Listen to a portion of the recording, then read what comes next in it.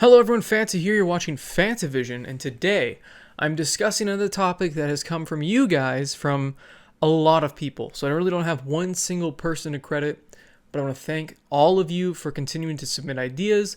Please continue to do so for Tales from Retail, whether it be just kind of a vague question about retail or specifically about Walmart, GameStop, or maybe if you get a question about Best Buy. I don't know if Eric really has anything else to say about it, but anyway, today I am drinking Blood Orange Amber Ale from the Dudes Brewing Company. Basically, the reason I didn't actually open it at the beginning is because my girlfriend did not like it, so I'm drinking it now. It's okay. I don't really taste a whole lot of orange in it. I taste a little bit of the chocolate, taste a little bit of the vanilla. It's not that great. But anyway, today I'm talking about how to survive in retail, because I recently talked about the lasting side effects of working in retail and how it really can affect you mentally during and after working retail. And a lot of people were asking, and actually before this video too, people were asking, how did you survive? How did you cope while working in retail? And it's a combination of quite a few different things. First of all, you want to make sure you have hobbies outside of retail. If you just go to work, go home, go to bed, you're just going to be miserable. You're going to be stuck in that rut. And thank God I've seen some of these comments that people have gotten out of this rut because they needed a wake-up call, because they got into this sort of cyclical thing and they just got used to it. It was just the status quo of going to work, coming home, going to work, coming home. You're paying the bills, everything's on time, the little free time you have, you're wasting on TV shows or video games. Have a real hobby that you can improve at, something that you can set milestones for, something that will keep you going, keep you productive in a non-work way. I know some suggestions would be like guitar, some sort of instrument in general, really. Even if you're like making music or just creating something is honestly, I feel like a great way to keep your mind active and alive. Because if you just keep working retail, you just keep doing these mindless things, you're just playing video games, maybe you can make your hobby, because some people say, video games are a hobby. And you know what? I can see that, but at the same time, I don't know. At least for me, I need to be pushing my life forward, because I feel like you don't want to be working retail your whole life. So maybe go into more competitive gaming. If you're going to go in that route, another way to make more money, get out of your situation, try to go to tournaments, stuff like that. And the thing is not only are you developing eye-hand coordination and this new skill with this game, you're going to meet new people, you're going to make new friends, you're going to see new and interesting places.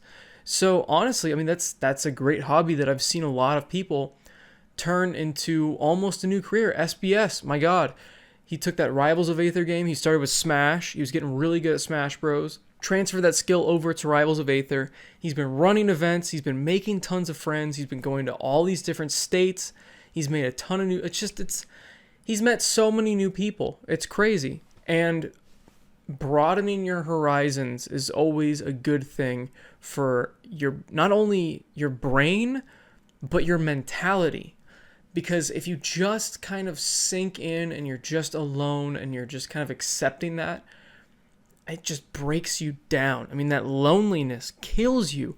When I was in my dorm my freshman year, my roommate did a bunch of drugs and dropped out of school. And he was one of my best friends, but I stopped associating with him for those very reasons. I just worked, and then I went back to my lonely dorm, and I barely saw anybody. It was really lonely. So I kept trying to make new reasons to see just people, just to talk to people. And that really got me through that loneliness in freshman year. Just talking to new people, kind of creating groups and joining the radio on campus. Started learning DJing with SBS, actually. He got really good. I just kind of screwed around. But doing something that is going to push you forward in life is the number one thing I recommend. I mean, this is the overall thing that I recommend, and I've got a couple other recommendations as well. But just not settling into that routine, constantly looking for a better job opportunity, looking to see, because there are lots of free classes out there, guys. If you want to learn how to code, Code Academy has a lot of basic HTML, CSS, stuff like that, a lot of different coding languages, or you can pick up like a, For Dummies book. I don't know how well those work, but there are so many different free classes out there. I would check Reddit. Reddit's a wonderful resource for a lot of different things a lot of people didn't know about. I mean, there are free Harvard classes you can take online. So if you're looking just to expand your knowledge, you're looking to break out of this cycle of retail, then go for it. But you got to do it. That's the thing. Because, I mean, I've found myself recently in a cycle of just kind of accepting where I'm at right now in my life, but I know I need to keep pushing forward. I know I need to keep looking for the next opportunity to keep my life going in the direction that I want. And I encourage you guys all to do the same thing, because if you get too comfortable, then you're just going to settle. And when you settle, you're going to look back and regret just settling. I mean, you're going to regret just lounging around doing nothing. So I will always tell people, please take advantage of all of the time you have and put it towards something. I'm not telling you to just be a workaholic. I'm not telling you to come home and immediately start doing this stuff. I'm just telling you to start thinking about it at least. Start thinking about something you can put your time towards that will work up to something. Obviously, still relax, still watch TV, still play video games, but try to schedule in times where you will push your life forward, that you'll develop some sort of skill, just something to keep you sane. Because I'm telling you, unless you for some reason enjoy working retail, which it's fine if you've got great coworkers, even if you enjoy working there, I feel like you don't want to work there forever. That's just me anyway. That's just me, If you want to work in retail forever, you're completely happy in your position, you don't mind being in that cycle, you don't mind it, that's fine. That's fine. I'm not going to tell you that you have to do my method, but I would recommend pushing your life forward, constantly trying to better yourself. I feel like that's a more fulfilling way to live your life, because I've known so many people through working retail that were much older that completely regretted the way they spent their youth. I mean, I am not that old, but I still regret the way I wasted college. I completely wasted it. And that's another reason why I'm giving this advice to you all, because I don't want you to make the same mistakes I did. Take advantage of every single opportunity you can if you are going to college, because there are so many different clubs, there's so many different ways to meet new people. And in this world, meeting new people is just, it's everything. It's crazy. You could meet somebody and you could go, let's form a band, for instance, or let's create this video game. Let's do this. Let's make an esports team. There's so many different, these people that you're making these connections with could be great connections in the future as well. And even if you're not looking for connections, if you're just looking for friendship, you're obviously going to be making friends in these clubs. And that's key. That right there is another key. Friendship. If you can, try to befriend the people you work with in retail. Find the people that you tolerate the most or that you like, and hang out with those people and try to establish some sort of friendship. Try to hang out with them outside of your retail job. Constantly making sure that you're not lonely is a good way to keep that mental health in check. And like I've said about retail constantly, is that it erodes away at your mental health. So continually keeping that maintenance and in check through a lot of these different things, it will keep you sane, it'll keep you going. For the love of God, don't fall in the trap of a lot of people. There are a lot of people out there that, again, not going to tell you not to drink, obviously. I'm not going to tell you not to smoke. But if you're going to be doing these things, just know that they are temporary fixes if you're trying to fix a problem. If you're feeling lonely and you have a drink or you smoke, it's only going to temporarily fix that problem. So if you keep doing that, you're going to, again, get in that cycle, but it's going to be even a worse cycle. It's going to be more destructive because you're not going to be making friends. You're not going to be making progress in your life, and you're going to be miserable the whole way. And I don't want to get in the whole chemical thing. I'm not going to be your parent here. I'm not dare. I'm not telling you not to do these things. Like I said, everything in moderation. That's like what I said about TV, video games, all that sort of stuff. Everything in moderation. And that's the way that you can really succeed in life, is if you moderate things and you schedule in the productive things along with all the fun things. And that's what I've really tried to do after college, because I knew lots of people. I mean, like my roommate got addicted to drugs. I had my whole group of friends. I completely disassociated with all of them because they all got dependent on some substance or another. And I didn't want to be a part of that group. Kind of becoming a college chronicles here. But a lot of people in retail I knew did the same thing. The guy that got fired from GameStop, he got addicted to painkillers. I mean, it started, like a lot of people, unfortunately, it started with a surgery. He had something wrong with his back, and he started taking these painkillers, and then he just got addicted, and he kept going. And that's why he stole from the registers and started canceling pre-orders, is because he got addicted to painkillers. So you just gotta watch it, guys. It's so easy for people to fall in these traps, because you get these quick satisfactions, and you go, okay, well, my life is fine right now. But when really it's either the drugs or the alcohol talking. And of course, alcohol is a drug, and people are going to say that in the comments, but people separate it, and you know what? I'm going to separate it as well. Because there's a lot of people out there that will drink, but they'll look at drugs as like this evil, foreign thing that they'd never do, and alcohol is like this okay thing. So I'm going to group them together. I'm going to say them separate, because they're both just as dangerous when it comes to that sort of thing. And when you're working retail, like I said, it comes all back to the mentality thing. It all comes back to that, because it erodes away at that mentality. It erodes away your self-esteem, because people are talking shit to you all day.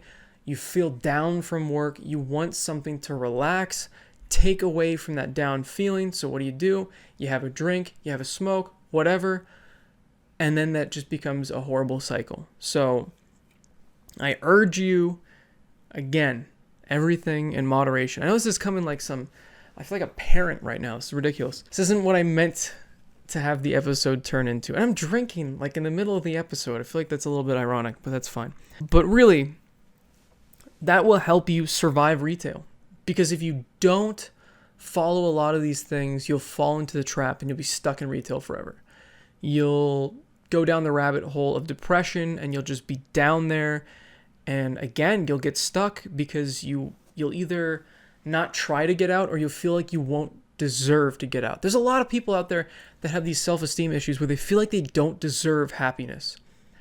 And that's not true for any of you. Anybody watching right now, if you feel that way, you're wrong. And I want to be blunt with you, because your brain, it's lying to you. Everybody deserves to be happy. And if you, for some reason, feel like you just deserve to work retail, you deserve to not have friends, that's just not true. And if you feel like you're an asshole, fix that part of yourself that you think is wrong. Get past all of these negative emotions about yourself. Try to move on and meet new people, make friends, and get out there. Because friends are, like I said, they are the lifeblood of retail. That is the main way I survived retail, was having friends where I worked. GameStop wasn't that bad of an experience, because I was friends with the assistant manager, a lot of the key holders, and most of the GAs, if not all of them. I was friends with pretty much everybody there. So whenever I went into work, it didn't really feel like work. I was just hanging out with friends. Yeah, it was a little bit stressful when it came to, more than a little bit stressful. It got pretty damn stressful when it came to the numbers and all that sort of stuff, especially when they started cracking down and they got really strict. But I survived it because I was friends with people there. And the reason why I also urge that you guys try to find something outside of retail, like a hobby, is because usually hobbies lead to friends outside of work. So even if you can't make friends inside of work, you have something to look forward to as you leave. Because I know a lot of people that didn't have anybody who was their friend in retail. And as soon as they left work, they didn't have anybody to talk to outside of retail. And that's heartbreaking to hear. That's awful. And I don't want that for any of you guys. I don't want you guys to be completely miserable and stuck in retail, because retail, I mean, even retail as a whole doesn't have a future. I mean, Amazon's killing it. There are stores that are slowly replacing cashiers. It's going to be very limited positions out there. So broadening your skill set is not only going to get you out of retail and have you working a job that you hopefully enjoy, or at least having a hobby outside of work that you've got something to look forward to, and to meet new people as well. But hopefully this broadened skill set will help you find a job somewhere else when retail does inevitably crash. Because everyone's talking about GameStop going down, including myself. Everyone's talking about GameStop dying. But retail as a whole has been replacing a lot of people with just those self-checkouts. I mean, you see one person monitoring like 8 self-checkouts. That one person has replaced 7 other people. So they used to have 8, now there's only 1. So 7 people out of a job because of that automation. And that's going to keep happening. I mean, we're going to see these Amazon warehouse jobs. Yeah, right now, people are breaking their backs and it's awful work conditions. And I'm not defending that at all. That's awful. The way they're treating those people is just bullshit. But one day, that's all going to be automated. So as automation comes, and it will, being prepared by expanding your mind, looking for classes, looking at hobbies that you might be able to also monetize. These are ways that you can not only keep yourself sane, but you can not only just survive, like I said, the whole mentality thing with retail, but you'll survive retail dying out as a huge career path for a lot of people. A lot of people just go up the chain, they go up the ladder. They become a manager, they make a decent living, and they're fine with that. But like I said, those jobs are going to be going away, and that's just something to prepare for. And if you do like working retail, for the love of God, at least try to climb the ladder. I mean, if you're going to be there, at least get paid to be there. Getting paid pennies, go for it. If that's what you're going to do, go for it. That's basically what you have to do for life in general. If you're going to go for something, really go for it. Even if it is retail. Some people do enjoy it. It's crazy to me. I mean, I hated it, but if it's your thing, it's your thing. I'm not going to knock it. So, thank you for watching, everyone. Please let me know in the comments if this was helpful. And please help me out as well by putting more ideas like this one down in the comment section, because I'm running low on ideas on GameStop, pretty much completely out, unless like new news comes out about how they're tanking even more and losing, associates and stores shutting down and all that kind of stuff. So yeah, ideas are welcome, and I really appreciate all the help you guys have given me, all the support and everything. And as always, have a fantastic day. See you guys.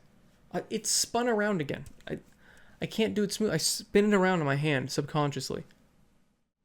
I want to apologize to everybody because the podcast has been delayed.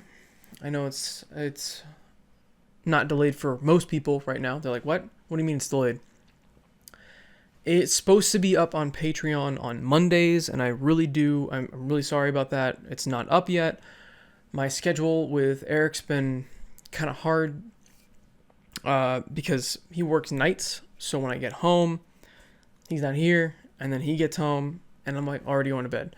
So it's been difficult to do the whole scheduling thing, but I'm going to try to get that podcast recorded and uploaded as soon as possible. So thank you for your patience, and I really do hope you guys enjoyed today's episode. It's a little bit different than normal, and I hope I didn't get too preachy, and yeah, I don't know. I just hope that this series has helped people, because that really is the whole intent, and the whole reason I started making it was because my own mentality and my self-esteem and everything was just in the garbage when I first started this. It was a great therapeutic way to vent on the camera. Never really thought anybody would watch, but I don't know. It was just a very nice way to kind of convey my thoughts and let other people know that they're not alone, and there's always a way out of that mentality. There's always a way to escape it and to be happy again. And I've definitely been going through that journey as I've been making this series, and I hope I can help other people make that journey as well.